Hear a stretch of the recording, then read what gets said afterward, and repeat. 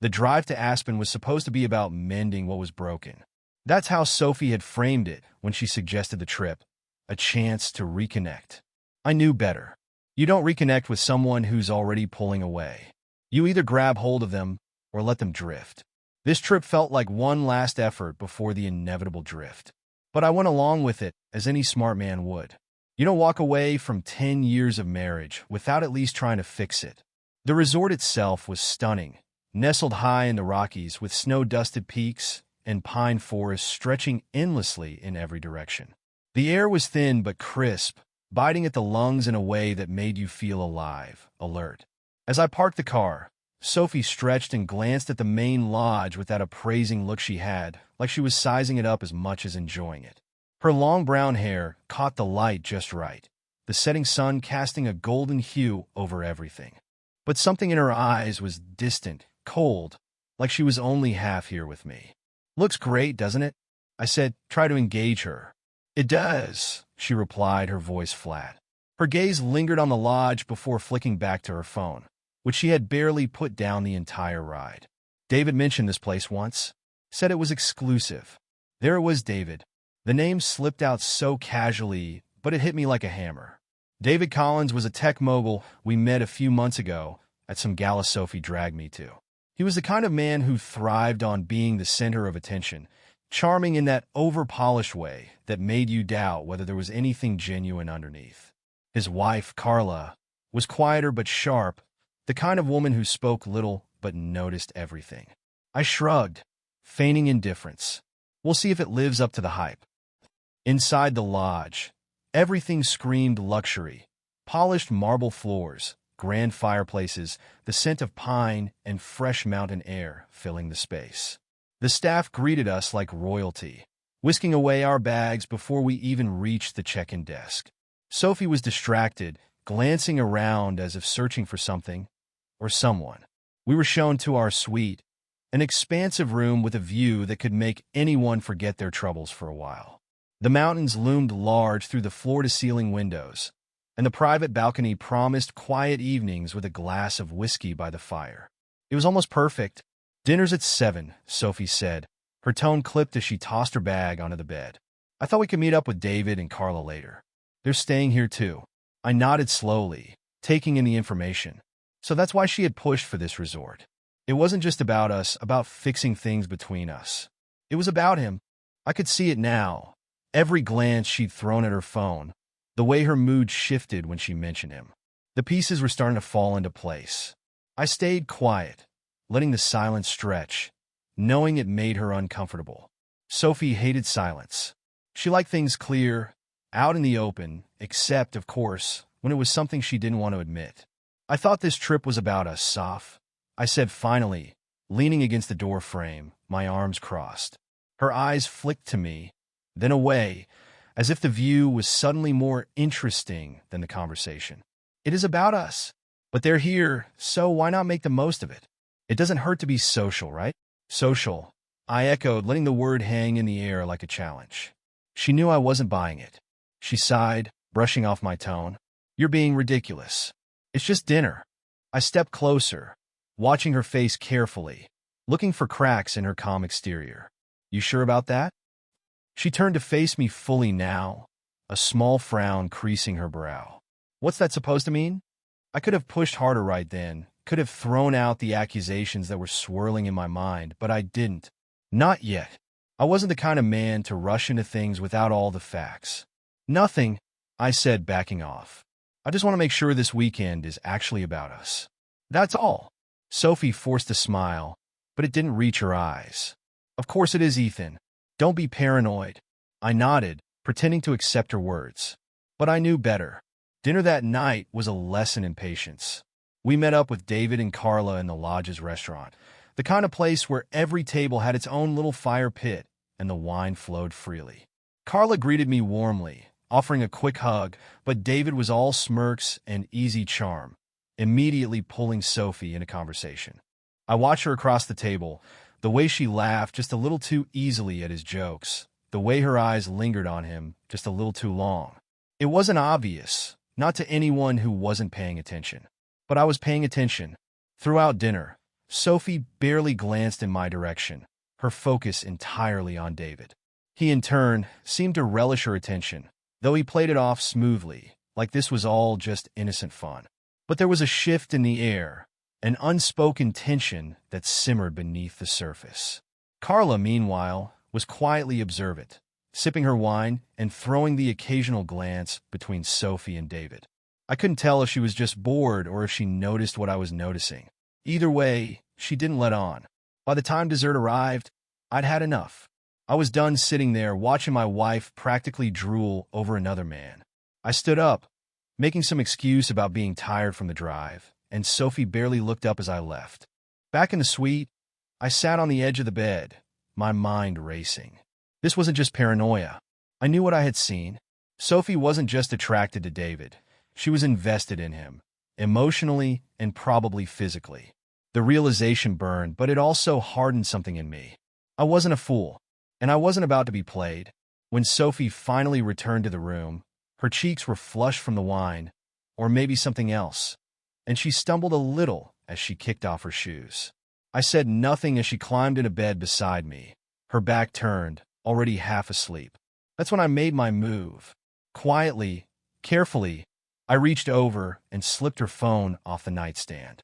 She hadn't put a password on it, which made things easier.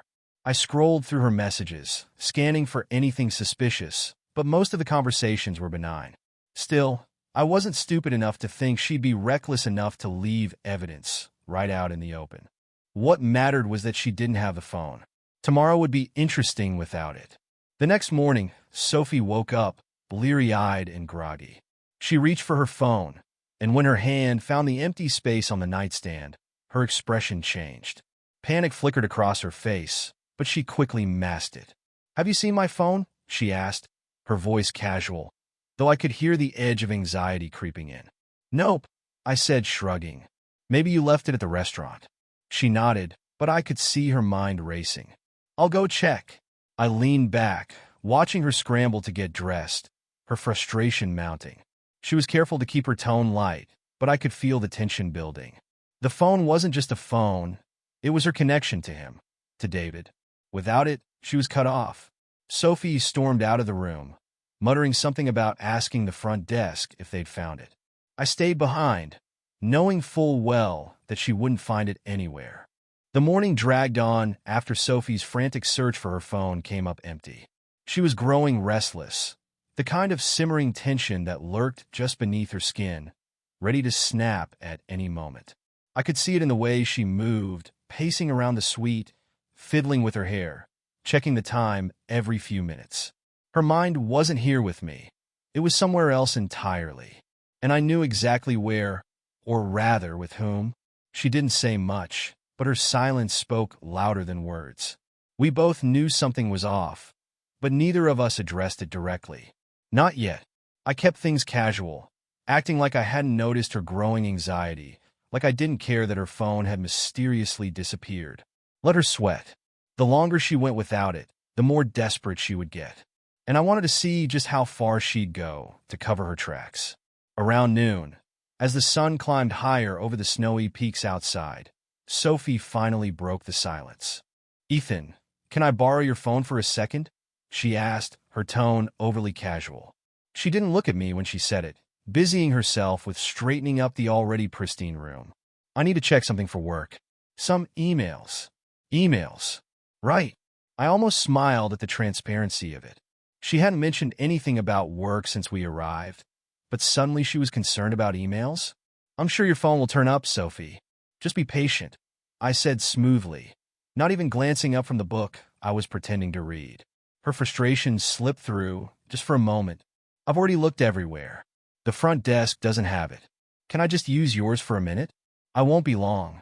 I met her eyes finally, and there it was, the hint of desperation she was trying so hard to hide.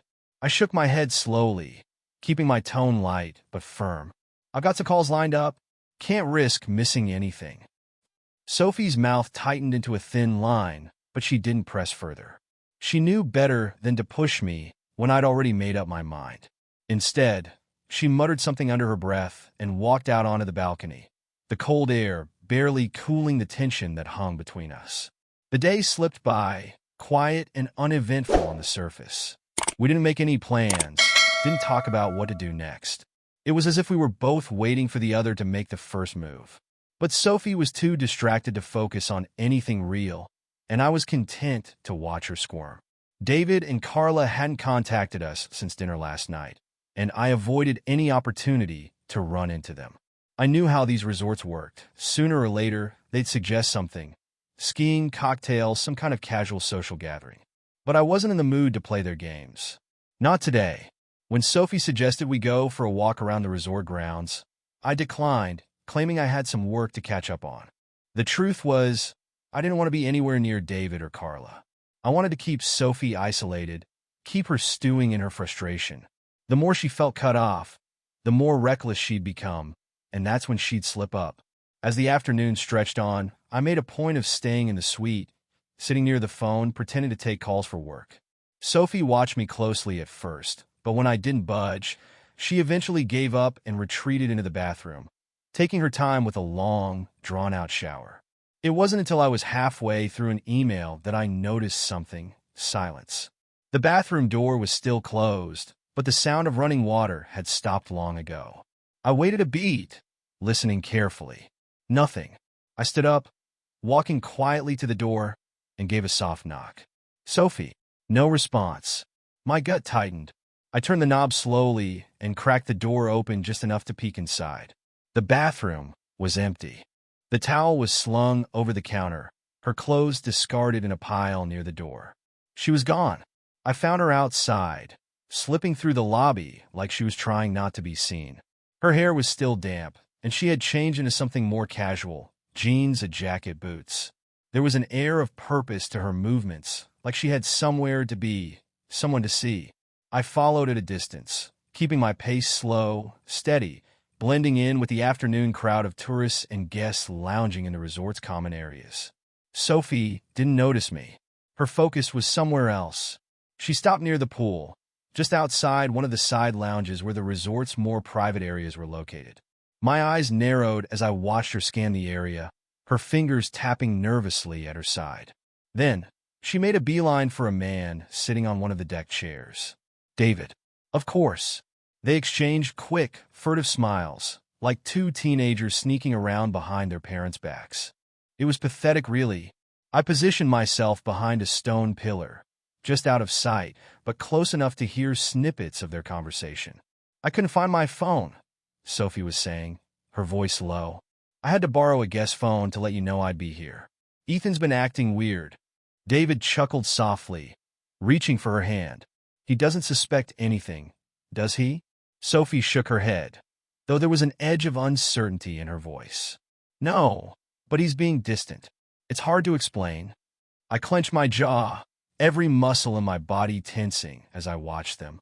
I had expected something like this, but seeing it unfold in front of me still lit a fire under my skin. She hadn't just lied to me. She had planned this, orchestrated it, even with her phone missing. She'd found a way to reach him, found a way to keep her secret alive. They continued talking, but I didn't need to hear more. I had seen enough. The way she leaned into him, the way his hand lingered on hers. It was all there. The betrayal was tangible now, no longer just a suspicion gnawing at the back of my mind. I slipped back into the shadows before they could notice me, my mind already working, already planning my next move. Sophie returned to the suite a few hours later, her mood significantly lighter than it had been in the morning. She smiled at me when she walked in, a casual, almost carefree expression that grated against everything I knew. Hey, she said, dropping her bag on the chair. I went for a walk. You should have come. I stood by the window, arms crossed, looking out at the snowy peaks. I didn't turn to face her when I responded. Maybe next time. She didn't seem to notice the edge in my voice, or maybe she did and chose to ignore it. Either way, she moved around the room with a new kind of energy, a subtle confidence that had been missing earlier. So, what's the plan for tonight? She asked casually, as if the past few hours hadn't happened. David and Carla were talking about grabbing drinks at the lounge. Want to join? I turned to face her. Finally. The smile on her face was almost too perfect, too innocent. But I wasn't playing her game anymore. Actually, I said slowly, walking over to her. There's something I need to ask you. Sophie paused, glancing at me curiously. What is it? I stepped closer, locking eyes with her, letting the silence stretch just long enough to unsettle her. Where were you this afternoon? She blinked, caught off guard. What do you mean? You said you went for a walk, I said, my tone deceptively calm. But that's not all you did, was it? The shift in her expression was subtle, but unmistakable. Her smile faltered for a split second, and I saw it. The hesitation, the fear creeping in behind her eyes. She started, but I cut her off. I saw you, Sophie, I said, my voice steady but firm. I saw you with him, by the pool.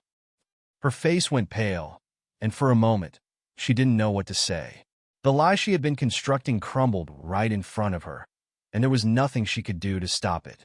I know what you're doing, I continued, not giving her a chance to recover. And if you think for a second that you can sneak around behind my back, you're wrong. You try that again, and I will make sure you're left with nothing. Do you understand? Sophie stood frozen, her eyes wide, her breath shallow. She opened her mouth to speak, to deny, to fight back, but she knew. She knew she was caught. Ethan, she began, her voice barely above a whisper. But I didn't let her finish. I'm not asking, Sophie. I'm telling you. This is your one and only warning. The silence between us was thick, heavy, as the reality of the situation settled in. Sophie didn't say anything else. She didn't need to. The fear in her eyes told me everything I needed to know. The sun had dipped low, casting long shadows across the suite as I closed the balcony doors. Sophie sat on the edge of the bed, her body still and tense, watching me carefully. She hadn't said much since I confronted her, only the hollow excuse about a walk and needing some fresh air. But we both knew the air she was breathing was laced with lies, and I wasn't interested in pretending anymore. I could feel her gaze burning into my back, waiting for my next move. She wasn't stupid, and neither was I. The silence stretched between us, heavy and suffocating, but I let it linger, let her feel the weight of it, let her sit there, anticipating whatever came next. I turned to face her, leaning against the dresser, arms crossed. We need to talk. Sophie's eyes flickered with something, fear maybe, or irritation. Either way, she didn't respond immediately, instead pulling at the sleeve of her sweater, avoiding direct eye contact. She was thinking, calculating, but so was I. I'm serious, Sophie, I continued, my tone sharp but controlled. No more games. No more sneaking around. This is your final warning. Her gaze snapped up to meet mine, and for the first time, I saw a flicker of defiance behind those carefully constructed walls of hers. What are you talking about, Ethan? I already told you, nothing is happening. I pushed off the dresser and took a step closer, keeping my voice calm, measured. I know you're lying, Sophie, and I know you think you can outsmart me, but let me make this very clear, you can't. She flinched, just slightly, but recovered quickly, smoothing her expression into something more neutral, more composed. I don't know what you think you saw. I saw enough. I cut in, my words cold and unyielding. I saw you with him by the pool. I know what's going on. She opened her mouth to protest, but I wasn't interested in hearing more excuses. I'd heard enough of those over the past few months to last a lifetime. You need to listen to me very carefully now, I said, stepping even closer until I was standing directly in front of her. If you try this again, if you sneak off behind my back, lie about where you're going, or so much as breathe in David's direction without telling me first, I will make sure you end up on the street with nothing. Do you understand? Her eyes widened, just for a split second, before narrowing again. She wasn't used to being cornered like this. Not by me. She liked control, liked to have the upper hand, and I could see that slipping away from her now. Sophie hesitated, then let out a slow breath, feigning resignation. Okay, Ethan, you're right. I should have told you where I was going. I didn't mean to make things worse. She paused, carefully choosing her next words. I understand. I won't do it again. Her voice was smooth, almost too smooth, like she was rehearsing a line she didn't believe. The corners of her mouth twitched into a weak smile, as if to reassure me she was taking this seriously. But I wasn't fooled. I saw through her submission, It was paper thin, a show, a desperate attempt to regain some semblance of control.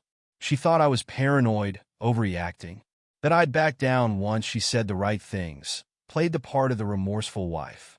But I wasn't backing down, not this time. Not ever again. Good, I said, stepping back and giving her space, though I kept my eyes locked on hers. I hope you mean that, Sophie, because this is your last chance. She nodded quickly, almost too quickly, like she was eager to move past this moment. I do. I promise. She was lying, and we both knew it, but I didn't press her any further. Not yet. As the evening wore on, Sophie pretended everything was fine, like we'd resolved the issue. She suggested we order room service, open a bottle of wine, and even made small talk about the resort's amenities as if nothing had happened earlier. Her shift was almost too easy, too practiced. It told me everything I needed to know. This wasn't a woman who was caught and felt remorse. This was someone who thought she could talk her way out of anything. I played along, smiling when she smiled, nodding when she asked for my opinion on dinner options. But inside, I was already 2 steps ahead, planning my next move. She didn't know it yet, but I wasn't just dealing with an affair. I was dealing with a betrayal. And when you've been betrayed, you don't sit back and wait for it to happen again. You take action. That night, after Sophie had gone to bed, I made my first call. The voice on the other end of the line was familiar. Jack, my lawyer. He'd been with me through enough business deals to know when I meant business, and I could hear the shift in his tone when I explained what I needed. This isn't just about catching her, I said quietly, pacing the length of the room, careful not to wake Sophie. I need you to start looking into everything. Accounts, assets, investments. I want to make sure I'm in control when the time comes. Jack paused, and I could almost hear him processing what I wasn't saying out loud. You're talking about locking things down, right? Exactly. Got it. I'll start the paperwork on freezing joint accounts under suspicion of misuse. We'll make sure nothing gets moved without your signature. And I assume you want to be prepared for full asset control? I stopped pacing, standing by the window, staring out at the dark silhouettes of the mountains. Yes, and I want the divorce papers ready. I'm not pulling the trigger just yet, but I need to know they're there. Understood, Jack said smoothly, already shifting into legal mode. I'll get everything lined up. Anything else? One more thing, I said, my voice low. Give me a private investigator. I need concrete evidence beyond what I've seen, just in case she tries to twist this in court. I don't want any loose ends. Consider it done. I hung up the phone and slipped it back into my pocket, the gears in my mind turning. I wasn't just preparing for the worst. I was setting things in motion, making sure every angle was covered. Sophie thought she still had some control, but she didn't. I had the upper hand now, and I wasn't letting go. The next morning, Sophie acted like everything was normal. She smiled over breakfast, made idle conversation about the plans for the day, and even suggested we check out the ski slopes. I could see her working, trying to ease back into the role of the attentive wife, trying to lull me into a sense of security. But it didn't matter. I let her think she was in control, let her play her little game. I even agreed to the ski trip, pretending I didn't see the look of relief that crossed her face when I said yes. As we rode the lift up the mountain, Sophie's mood had lightened considerably. She was more talkative, more engaged, like the tension from the night before had evaporated. But I knew better. She was calculating, buying time, figuring out her next move. And I was doing the same. When we reached the top of the slope, I turned to her, watching as she adjusted her gloves and goggles. You ready? She smiled, that same easy, practiced smile she'd worn since we arrived. Yeah, let's go. I watched her take off down the slope, her laughter echoing across the snow as she glided ahead of me. She was good at this, good at pretending, good at creating an illusion. But it wouldn't last. As I followed her down the mountain, the crisp air biting in my face, I felt a sense of clarity. The pieces were all falling into place, and soon, I'd have everything I needed. Sophie thought she still had the upper hand, but she had no idea the game was already over. Days passed, and on the surface, it seemed like Sophie had heeded my warning. She was careful, measured, as though testing the waters. There were no late-night disappearances, no strange phone calls, or rushed explanations. She spent more time with me in the suite, suggesting things we could do together, dinners, walks around the resort, even some time at the spa. I played along, allowing her to think that her act was working. But I knew better. Sophie was scheming, that much was clear. It was in the way she moved, the overly affectionate gestures, the casual comments about how good this trip had been for us. She wasn't just trying to fix things. She was trying to buy herself time. She wanted me off her scent, to throw me off balance just long enough to slip away again. And I let her. I didn't ask her about the missing phone anymore. I didn't bring up David or the poolside meeting. I let the silence of that first warning hang between us, like an unspoken threat she didn't want to cross again. She thought she was smart, that she could reset the clock by pretending to be the doting wife, throwing compliments my way, praising how we were working through things. But I wasn't fooled. The first real sign came when she announced, casually, that she wanted to spend a few hours at the spa. We had just finished breakfast, and she brought it up like it was the most natural thing in the world. I was thinking, she said, folding her napkin neatly beside her plate. I might go to the spa this afternoon, get a massage, maybe do a facial. Her tone was light, too light. She hadn't mentioned the spa in days, not since I caught her sneaking off. The shift was subtle, but I caught it immediately. Sure, I said, leaning back in my chair, watching her carefully. Sounds like a good idea. I'll be busy anyway. Got some calls lined up. She nodded, giving me that practice smile, the one that looked just a little too perfect. Great. I'll be back by dinner. I knew she wouldn't be. That afternoon, I made a show of staying behind, sitting on the balcony with my laptop, pretending to be deep into work as Sophie left the suite. I didn't ask her any questions, didn't even look up as she closed the door behind her.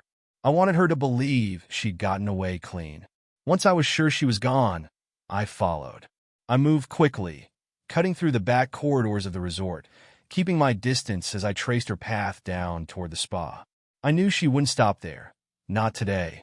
Sophie didn't even glance in the spa's direction as she passed it, her pace quick and purposeful. She was heading toward the far side of the resort, where the private villas were nestled, tucked away from the main building. David's villa. The path was quieter here, fewer people strolling around, giving me plenty of cover to stay unseen. Sophie, lost in her mission, didn't check behind her, didn't look for anyone following. She had done this before, likely many times, and felt safe in her routine. She reached David's villa, glancing around briefly before slipping through the gate that led to the back patio. I hung back, keeping my distance, positioning myself near a line of trees that offered just enough coverage while giving me a clear view of the villa. From where I stood, I could see them by the pool. David was already there, lounging in one of the deck chairs, sunglasses perched on his face, drink in hand. Sophie approached him with that same coy smile, the one she used to reserve for me, and they exchanged a few hushed words I couldn't make out. Then, she leaned in, pressing a kiss to his lips. I felt my pulse quicken, the anger boiling just beneath the surface. I wanted to march over there, to tear the whole scene apart, to drag her back to reality. But I didn't. I couldn't. Not yet. Instead, I pulled out my phone and quietly snapped a few photos. I captured the way she rested her hand on his shoulder, the way they looked at each other with that easy familiarity, like they'd done this 100 times before. She was completely at ease, confident in her deception. They moved closer to the pool, settling into one of the sun loungers. Sophie laughed at something David said, her head tilted back as she stretched out beside him, her hand trailing down his arm. There was nothing subtle about their interaction now. Whatever restraint they'd shown before had disappeared. She wasn't even trying to hide it. I stayed there for a few more minutes, watching, recording every detail with the camera in my phone. It wasn't just about catching them in the act. It was about building a case, making sure that when the time came, I had all the evidence I needed.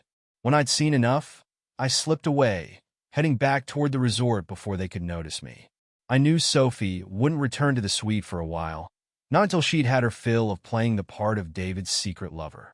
She'd come back later, smiling like she always did, pretending nothing had happened, believing she was still in control. But she wasn't. Not anymore.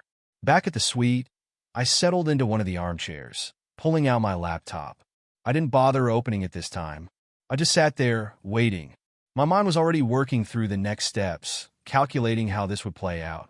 Sophie returned a few hours later, her mood lighter, more relaxed. She walked in like nothing was amiss, dropping her bag by the door and giving me a quick kiss on the cheek. "Spa was amazing," she said, her voice light and casual. "You should try it tomorrow." The massage was heavenly. I looked up at her, meeting her eyes. "Maybe I will." She flashed me that smile again, the one she always used when she thought she had the upper hand. "How were your calls?" "Productive," I replied, keeping my voice steady, neutral. "Things are falling into place." She didn't pick up on the double meaning, didn't catch the slight edge in my tone. She was too focused on her own success, too confident that she'd pulled it off. We didn't say much after that.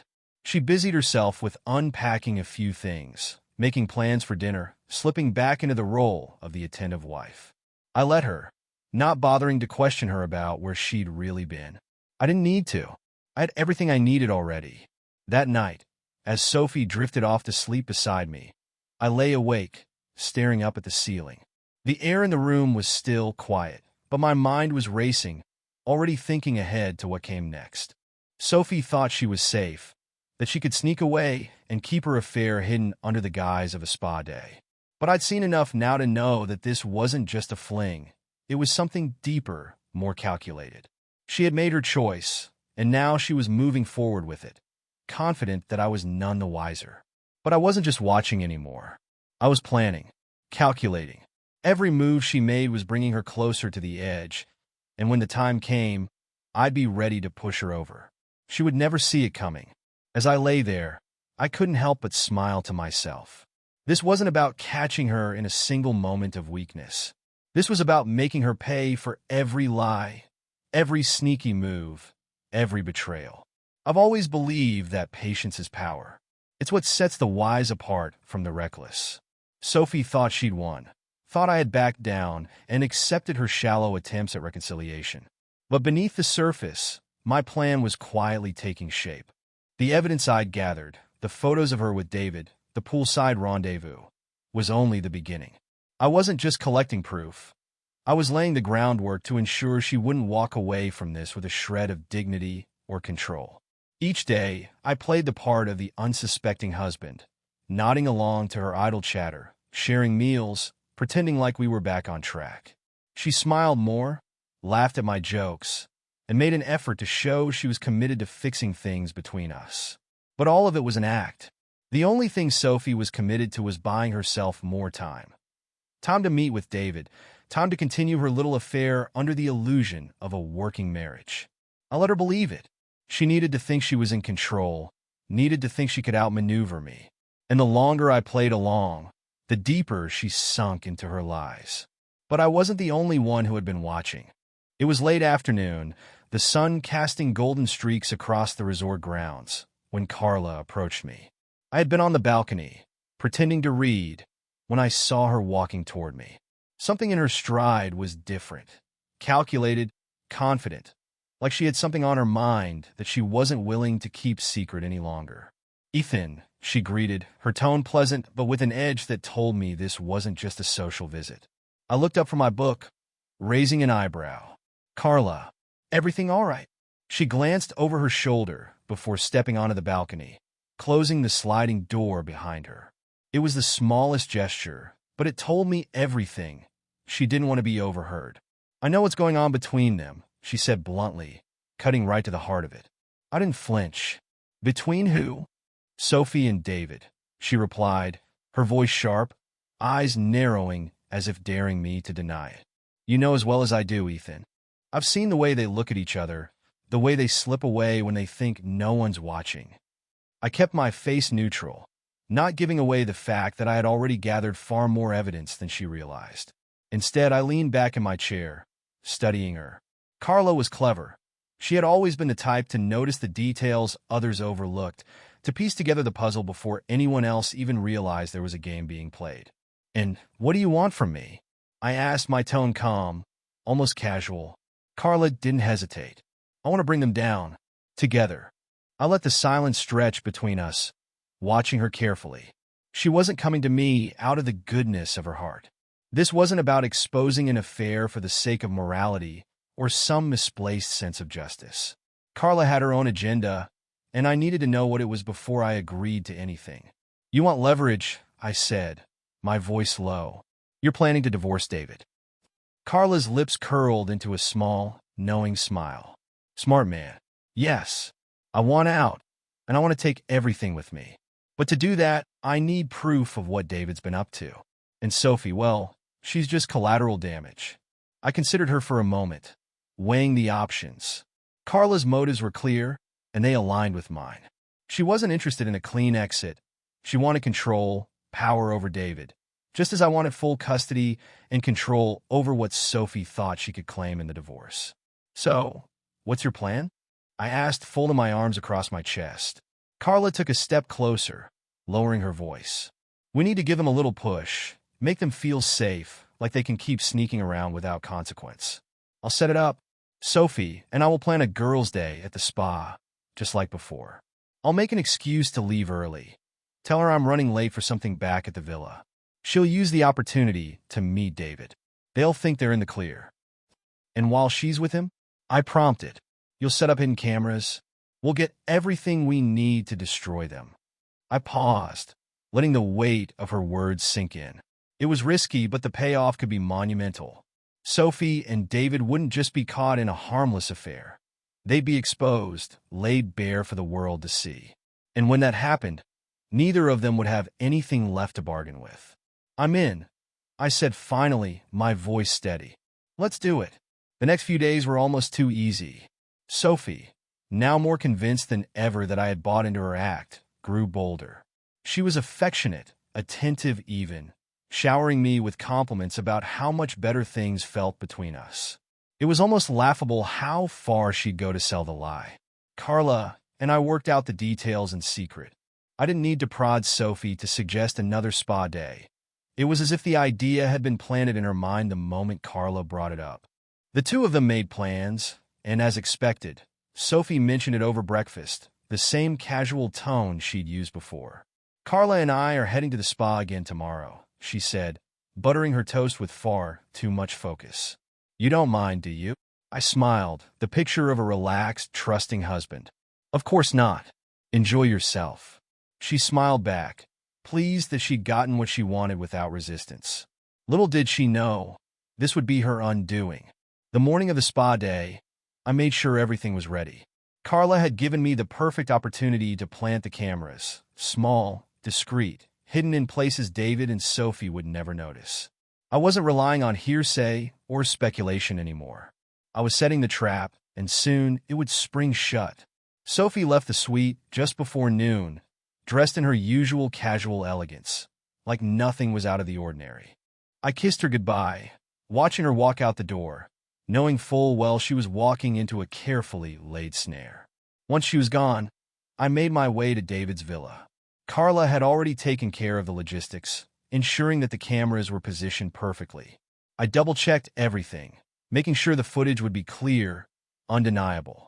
When it was done, I slipped back to the resort, returning to my role as the oblivious husband. Hours passed.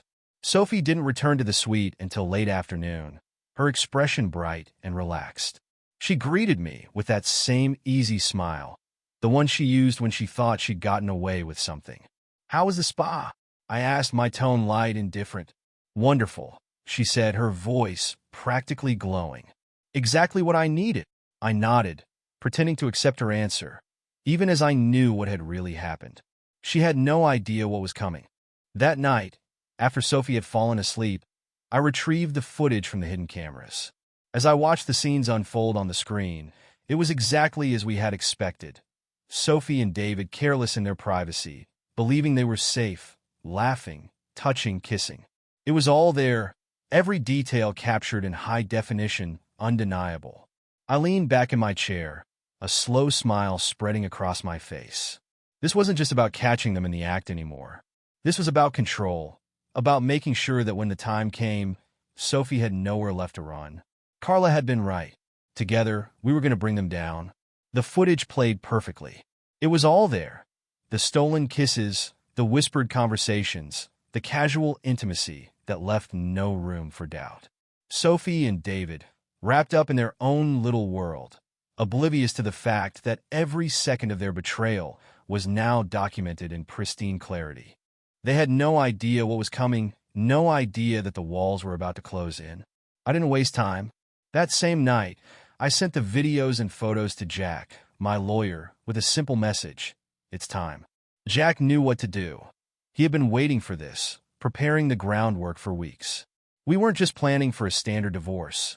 We were building an airtight case that would leave Sophie with nothing. The next morning, while Sophie busied herself with plans for another relaxing day, I moved quickly. I had learned long ago that when the moment presents itself, you strike hard, fast, and without hesitation. By the time she left the suite, dressed in her casual elegance, my legal team was already in motion. I met with Jack that afternoon in a private conference room at the resort. Neutral ground, away from prying eyes. Jack was a shark in the courtroom, methodical and ruthless, but he greeted me with the kind of calm professionalism I'd come to expect. He had already reviewed the footage, and from the look on his face, I could tell he was more than satisfied with what we had. "We've got everything we need," he said, flipping through a folder filled with legal documents. "The infidelity alone is enough to secure a favorable settlement for you. But the financials, that's where things get interesting." I leaned forward. "The financials?" Jack nodded, pulling out a series of statements and spreadsheets. "We've been tracking Sophie's activities for a while, and what we found is damning. She's been siphoning money from your joint accounts, small amounts at first, but it adds up. It seems she's been funneling the funds into David's company, likely trying to keep his failing business afloat. On paper, it looks like she's been investing behind your back. But with the affair exposed, this paints a much darker picture." I took a deep breath, processing the weight of what he was saying. Sophie wasn't just cheating on me. She was robbing me to support David. The betrayal cut deeper than I'd anticipated, but it also fueled my resolve.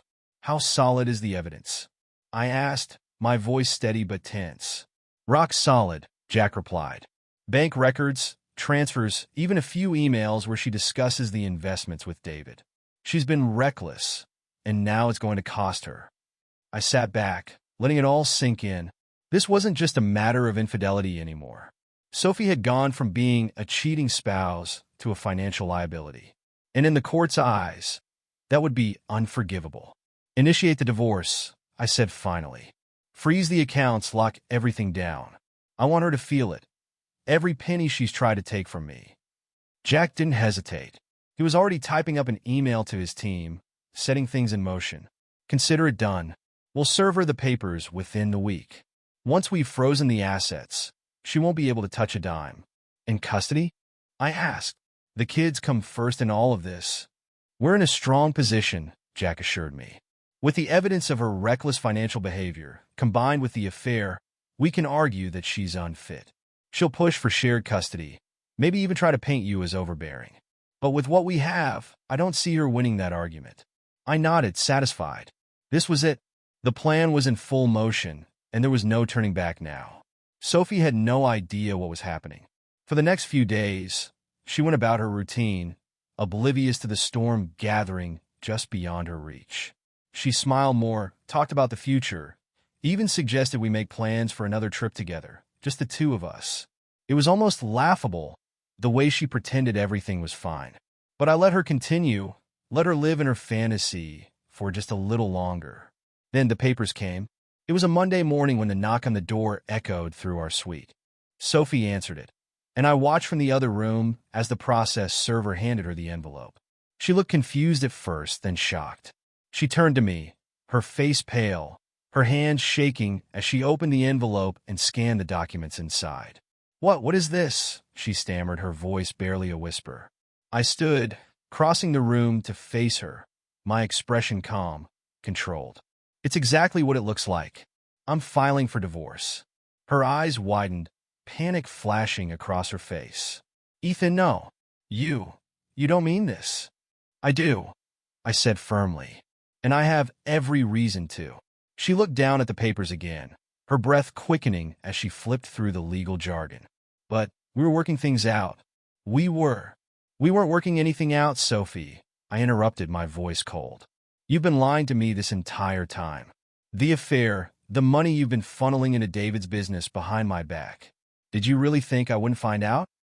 She froze, her eyes darting back to the documents, then to me, as if trying to process how everything had unraveled so quickly.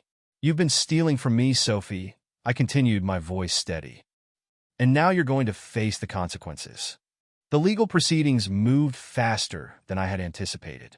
Sophie's lawyer, some hotshot she hired at the last minute, tried to paint me as controlling, overbearing, using the divorce as a way to punish her. But it didn't matter. Jack and his team were relentless, systematically dismantling every argument they threw at us. The footage from the hidden cameras was devastating. There was no room for Sophie to deny her affair with David. It was all there, clear as day. And when we introduced the financial evidence, her lawyer barely had time to recover. The siphoning of funds, the reckless investment in David's sinking company, it all pointed to someone who had not only betrayed her marriage but had jeopardized her family's future. The court wasn't kind to her. With each passing day, I could see Sophie unraveling. She sat across from me in the courtroom, her face pale, her eyes hollow. Gone was the confident woman who had believed she could outsmart me. Now, she was a desperate mother trying to hold on to whatever scraps she could salvage. But there would be no scraps. When the final ruling came down, it was decisive. I was awarded full custody of the children, with Sophie only granted limited visitation. The judge, citing her financial recklessness and deceit, ruled that she was unfit to manage the family's assets. Every account she had access to was frozen, and I was given full control of our finances. She walked away with nothing. Sophie tried to fight, of course. She pleaded with the judge, with her lawyer, even with me, tears streaming down her face, begging for some kind of compromise. But it was too late for that. She had made her choices, and now she was paying the price. As I left the courtroom that day, Jack walked beside me, his expression calm but satisfied. That went about as well as it could have, he said, his tone measured. She won't be able to touch you after this. I nodded, feeling the weight of it all lift from my shoulders. Good. I want this behind me. And it will be, Jack assured me. We'll finalize the paperwork, make sure everything's locked down. She won't be able to come after anything you've earned. I paused as we reached the steps of the courthouse, looking out at the city beyond. It was over. At least the legal battle was. But Sophie's downfall wasn't just about the courtroom. It was about everything she had lost along the way. Her lover, her family, her financial security. It had all slipped through her fingers, leaving her with nothing but the consequences of her own betrayal. This was what justice looked like. As I stepped out into the cool afternoon air, I couldn't help but feel a sense of finality settle over me. The plan had worked. Sophie's life, as she knew it, was in ruins. The day after the court ruling, there was an odd stillness in the air. I woke up early, the weight of everything that had unfolded settling over me. Not like a burden, but like a long-held breath finally being released. The fight was over, and I had won. Full custody of the kids. Control over the assets. Sophie had been left with nothing, just as I had promised her from the start. As I sat by the window in the hotel room, sipping coffee, I glanced down at the street below. People were moving about, going on with their lives, oblivious to the battles that had taken place within those courthouse walls. It struck me how detached I felt from it all now. A year ago, my life had been different, familiar, stable, or so I'd thought. Now, everything had changed, and I couldn't help but wonder if that was always inevitable. I wasn't naive enough to think Sophie would go quietly. After the ruling, she had tried one last desperate move, cornering me in the hallway outside the courtroom, tears in her eyes, her voice shaky and pleading. "Ethan, please," she had begged, clutching at my arm as though they could undo everything. "You can't take everything from me. I made mistakes, I know that, but we have kids, a life together. Please don't do this." Her words might have moved me once, but I could see through her now. She wasn't asking out of love or remorse. She was asking because her safety net had disappeared. The life she had been building with David, the one she thought would replace me, had crumbled to dust. And now, she had nothing left. I had looked down at her then, my expression cold, unyielding. You did this to yourself, Sophie. I warned you. I told you what would happen if you lied to me again. But I didn't mean for it to get this far, she had whispered, her voice breaking. We can fix this, can't we? For the kids, please. It would have been so easy to play the part of the forgiving husband, the one who takes back the woman who betrayed him for the sake of their children. But I wasn't that man anymore. I wasn't willing to let her back into my life. Not after everything she had done. I pulled my arm free from her grip, my voice steady as I delivered the final blow. There's nothing left to fix, Sophie. Later that day, I got word from Jack. He had handled the final details of the settlement, freezing Sophie's access to the accounts, securing the children's custody arrangements, and filing the final divorce papers. Everything was in place, and Sophie was officially locked out of my life. But there was still one last card to play. I met her at a small cafe near the courthouse, the kind of place that was quiet enough for private conversations but public enough to keep things civil. Sophie had agreed to meet, though I could see the weariness in her eyes when I arrived. She was running out of options, and she knew it. She sat across from me, her hands trembling slightly as she wrapped them around her coffee cup. You wanted to talk? She asked, her voice hoarse. I nodded, taking a slow breath before speaking. I'm willing to give you something, Sophie. Her eyes widened, hope flickering across her face, though I could tell she was wary. What do you mean? I'll offer you a small monthly payment, I said, my voice measured, controlled. Just enough to keep you afloat. Relief flashed briefly across her face, but it quickly turned to suspicion. What's the catch? I leaned forward, locking eyes with her. The catch is this. You sign away your parental rights. You leave the state. You walk away from the kids, from the life you had here, and you don't come back. Ever. For a moment, Sophie looked like she might break. She opened her mouth to argue, but no words came. The reality of the situation was sinking in. She had lost everything, her family, her lover, her finances. And now, I was offering her the only lifeline she had left. You can't do this, she whispered, shaking her head. They're my children, Ethan. They're my children too, I replied, my tone firm. And I'm not going to let them be dragged through whatever mess you'll make of your life next. This is your chance to walk away with some dignity. She sat there for what felt like an eternity, her gaze dropping to the table as she considered the deal. I could see the struggle in her. This wasn't just about money. This was about letting go of the one thing she had left. But Sophie had always been a survivor, and I knew she would take the deal in the end. There was no future for her here, and she knew it. Finally, she looked up at me, her eyes filled with defeat. Okay, she said softly. I'll sign. Sophie signed the papers 2 days later. Jack handled the details, making sure everything was ironclad. Once it was done, she packed her things and left the state. I didn't watch her go, didn't need to. The moment she walked out of that courthouse for the last time, she ceased to be a part of my life. That same week, I heard from Carla. She had executed her own plan flawlessly, just as we had discussed. David, blind to what was happening under his nose, had been caught off guard by the divorce papers she'd served him. Carla didn't just leave him. She took him, securing control of his assets and his failing business in one clean sweep. The man who had once been so confident, so smug in his affair with Sophie, was now left with nothing. We met for drinks that evening, a quiet celebration of sorts. Carla had dressed sharply, as always, her expression cool and victorious. As we sat at the bar, sipping whiskey, she leaned back in her chair, a small smirk playing on her lips. David didn't see it coming, she said, her tone almost amused. He actually thought I'd let him walk away with anything after what he did. I raised my glass to her. To new beginnings, then. She smiled, clinking her glass against mine. To new beginnings. There was a strange sense of camaraderie between us, an understanding that went beyond the surface. We had both been wronged, both played for fools by people we trusted. But we had fought back, and in the end, we had won. Carla and I weren't friends, not in the traditional sense. But we had formed an alliance, a bond forged in betrayal and revenge. And as we sat there, drinking to our respective victories, I knew that this chapter of my life was finally closing. It's been a few months since Sophie left. The house feels different now, quieter, calmer. The kids have adjusted well, And with Sophie out of the picture, they seem more at peace.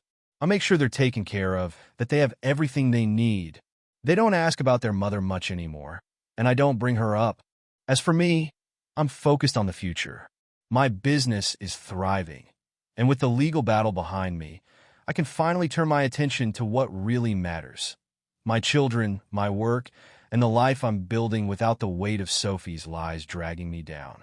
I look out over the city from my office window, the sun setting behind the skyline, casting everything in a warm, golden glow.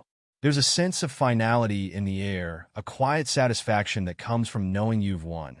Not just the battle, but the war. Sophie is gone. David is ruined. Carla has what she wanted, and I have what's mine. In the end, everything played out exactly as I planned.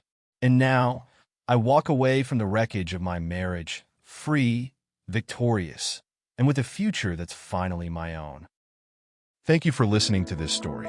Subscribe to the channel, put a like under the video, and write a comment about how you like this story.